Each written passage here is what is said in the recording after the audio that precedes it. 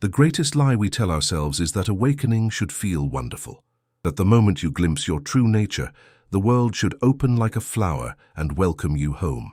But every authentic hero's journey begins not with celebration, but with a profound and unsettling loneliness. This is not the loneliness of the rejected or the bitter. It is the sacred solitude of one who has heard the call to adventure and must now leave the familiar world behind. You know this feeling. You've sat in rooms full of people discussing things that suddenly seem hollow, participated in conversations that feel like elaborate performances, smiled at jokes that no longer touch the place where your real laughter lives. In that moment, something ancient stirs within you, something that recognizes the difference between the mask and the face, between the role and the soul. This stirring is what I have spent my life studying, the universal pattern that emerges when consciousness begins to separate itself from the collective dream. It is the first movement of the hero's journey, though few recognize it as such. We expect the call to adventure to arrive as a burning bush or a messenger from another realm. Instead, it often comes as a quiet discomfort with the ordinary world, a growing awareness that the life everyone else seems content with feels somehow insufficient, like wearing clothes that no longer fit. The mythologies of every culture speak of this moment. Siddhartha leaving his palace, realizing that comfort and security cannot answer the questions that had begun to burn within him. Jesus withdrawing to the wilderness, needing solitude to understand the magnitude of what was stirring in his consciousness. The young knight departing from the round table, venturing alone into the dark forest where no path has been made. These are not stories of antisocial behavior or spiritual superiority. They are archetypal descriptions of a necessary phase in human development, the phase where the individual consciousness begins to differentiate itself from the collective unconscious. But here lies the first great trial of this journey. The world does not understand your departure. Family members worry that you are becoming strange. Friends feel abandoned by your growing disinterest in familiar pleasures. Colleagues notice your distraction during meetings that once engaged you completely. They are not wrong to be concerned. You are changing, and change always threatens the stability of established systems. The tribe has good reasons for wanting its members to remain predictable, to continue playing their assigned roles in the great drama of collective survival. Yet something within you has heard a deeper call, one that cannot be satisfied by external achievements or social approval. This something recognizes that the personality you have been wearing, however successful or well-adapted, is not your true face. It senses that beneath the carefully constructed identity lies a mystery waiting to be explored, a potential that can only be realized through the courage to venture into unknown territory. This is why the hero's journey always begins with departure from the ordinary world. Not because that world is evil or wrong, but because it represents the known, the safe, the already explored territory of your being. Growth requires movement beyond the familiar boundaries of self-concept, beyond the comfortable assumptions about who you are and what your life is supposed to look like. It requires what mythologies call crossing the threshold, leaving behind the world where your identity is defined by external roles and relationships, and entering the mysterious realm where your essential nature waits to be discovered. The loneliness you feel at this threshold is not a punishment, but a preparation. It is teaching you to find sustenance in solitude, to develop the inner resources you will need for the journey ahead. For the path of authentic self-discovery cannot be walked with a crowd. It requires the kind of intimate attention to your inner landscape that is only possible when the distractions of social performance have been temporarily set aside. You are not withdrawing from life, but learning to distinguish between living and merely functioning, between authentic presence and unconscious participation in collective patterns that may have outlived their usefulness in your development. Every authentic hero discovers that the call to adventure comes not from outside but from within, from a place so deep in consciousness that it feels both utterly foreign and strangely familiar. This is the paradox that the great mythologies understood. The treasure you seek in the outer world already exists within you, waiting to be recognized and claimed. But first, you must learn to hear its voice above the constant chatter of social conditioning, above the endless internal dialogue that tells you who you should be, what you should want, how you should behave to maintain your place in the established order of things. The journey inward requires a different kind of courage than the journey outward. When facing external challenges, you can draw upon learned strategies, rely on the support of others, measure your progress against visible milestones. But when you turn your attention toward the inner landscape of consciousness, you discover territories that no map has charted, encounter forces that no external training has prepared you to handle. Here in the depths of your own being, you must learn to navigate by instinct, to trust in ways of knowing that cannot be explained or defended to those who have not undertaken a similar journey. This is why the hero's path often leads through periods of what others mistake for depression or withdrawal. You are not depressed. You are undergoing a necessary initiation, learning to function with a different kind of awareness than the one that served you in your previous life. The old ways of finding meaning and motivation no longer work because you have outgrown them, like a snake that must shed its skin to continue growing. The discomfort you feel is the discomfort of expansion, of consciousness stretching beyond the boundaries that once contained it. In this liminal space between your old identity and whatever is emerging, you may find yourself unable to explain your choices to those who knew you before. How do you tell someone that success no longer feels like success, that achievements that once brought pride now feel hollow, that conversations that once engaged you now seem like elaborate games? How do you communicate that you are not rejecting your former life out of bitterness or superiority, but because something within you has recognized a larger possibility and cannot be satisfied with anything less? The ancient myths understood this dilemma and spoke of it as the hero's encounter with the threshold guardian, the force that guards the passage between the known and the unknown worlds.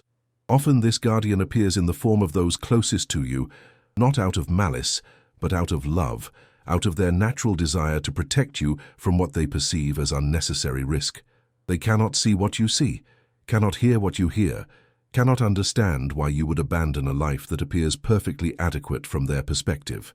But you have glimpsed something that changes everything, the recognition that there is a difference between adapting to life and truly living it, between performing your assigned role with competence and expressing your authentic nature with courage. This recognition creates what mythologists call the wound that will not heal, a divine dissatisfaction that prevents you from ever again settling for less than your full potential, even when that potential remains mysterious and undefined. And so you find yourself in the strange position of mourning a life you are not yet ready to leave, while simultaneously being pulled toward a life you cannot yet imagine. This is the sacred tension that drives all genuine transformation, the creative discomfort that forces consciousness to expand beyond its current limitations. You are being asked to trust in possibilities that have not yet materialized, to believe in your capacity for growth even when you cannot see how that growth will unfold. If you recognize yourself in these words, if something in your chest responds to this description of the hero's inner journey, then you are not alone in this seemingly solitary adventure. There are others walking this path, others who have felt the call to venture beyond the safety of conventional life into the uncertain territory of authentic self-discovery.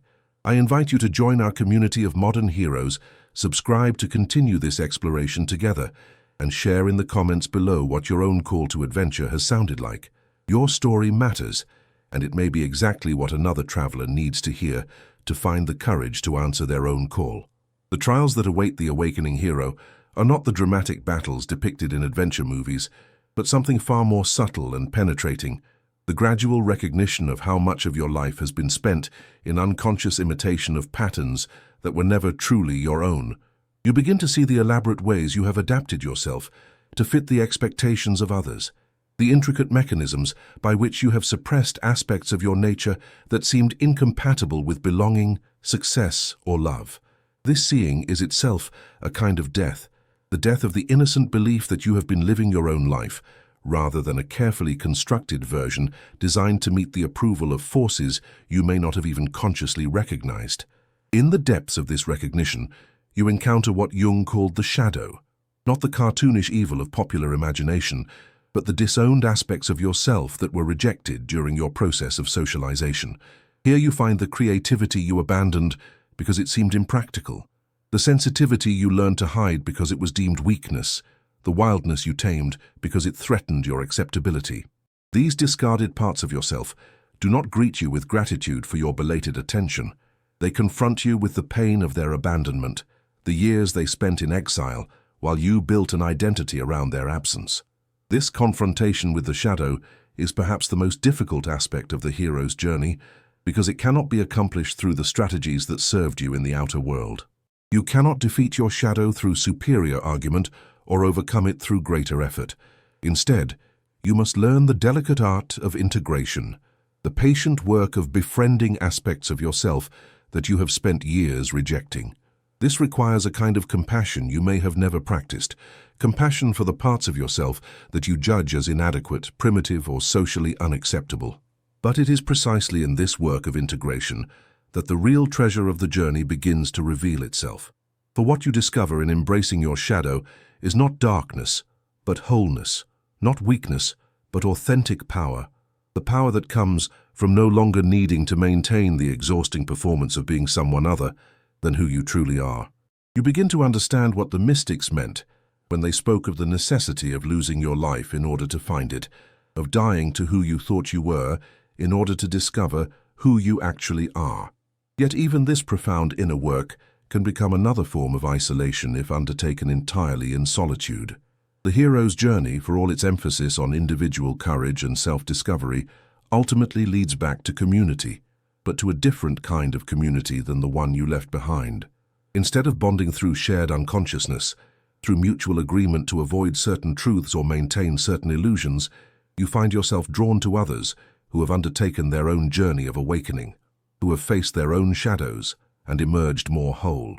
These connections, when they occur, have a quality that is difficult to describe to those who have not experienced it, a recognition that goes beyond personality compatibility or shared interests, a sense of meeting another consciousness at the level of essence rather than appearance.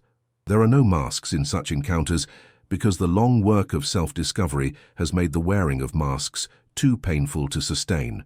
Instead, there is the rare relief of being seen and understood, not despite your complexities and contradictions, but because of them, by someone whose own journey has taught them that authenticity is more beautiful than perfection.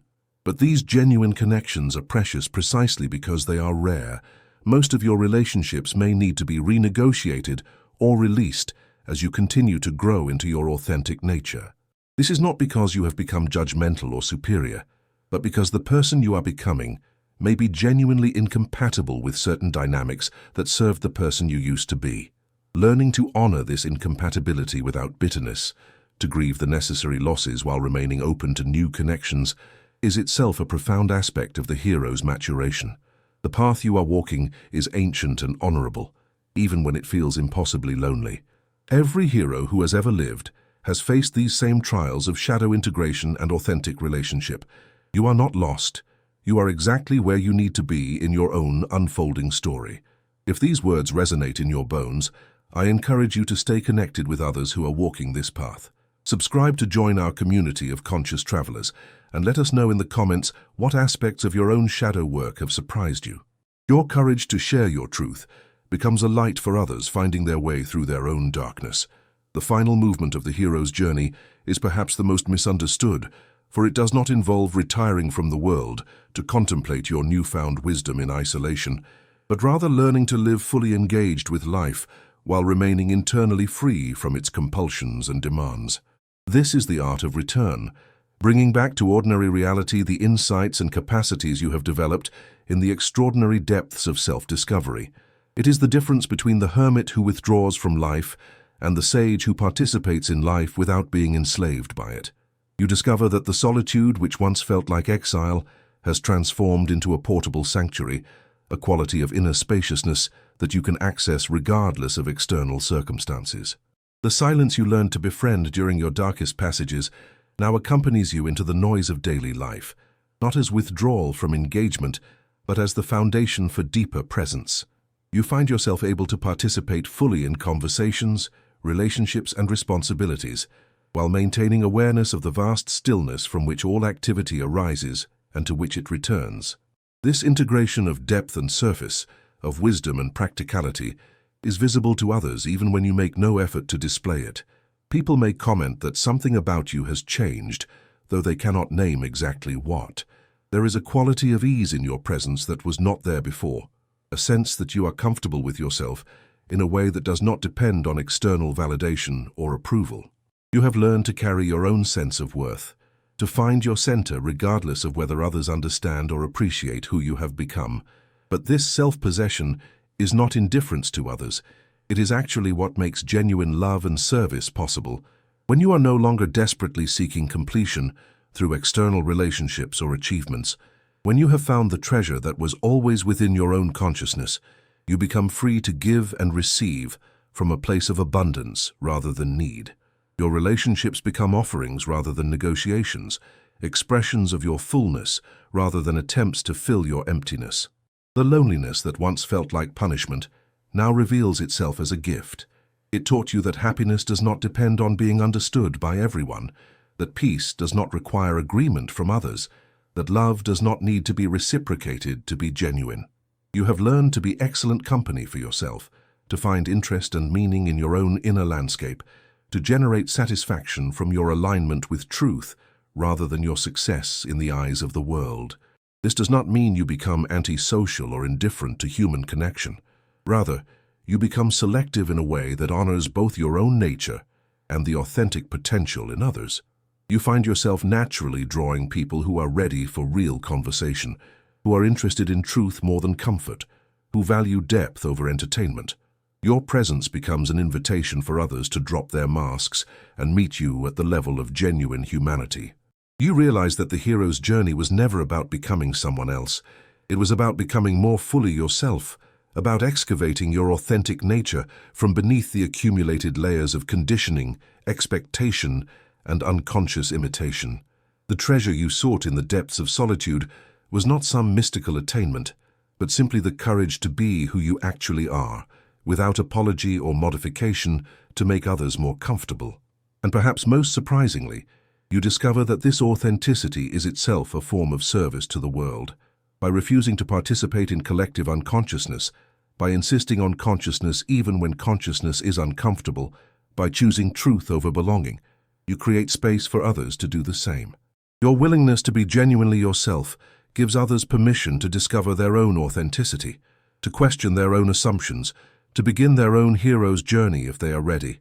The darkness you faced was not an obstacle to the light. It was the womb in which your true nature was gestating, waiting to be born into conscious expression. Every hero discovers this same truth, that what we flee from contains what we are seeking, that what we resist most strongly often holds the key to our liberation, that the very experiences that seem to separate us from life are actually preparing us to live more fully than we ever imagined possible. You have become someone who can walk in the world without being of the world, who can love without possessing, who can serve without self-sacrifice. You are the hero of your own story, and your story is still being written.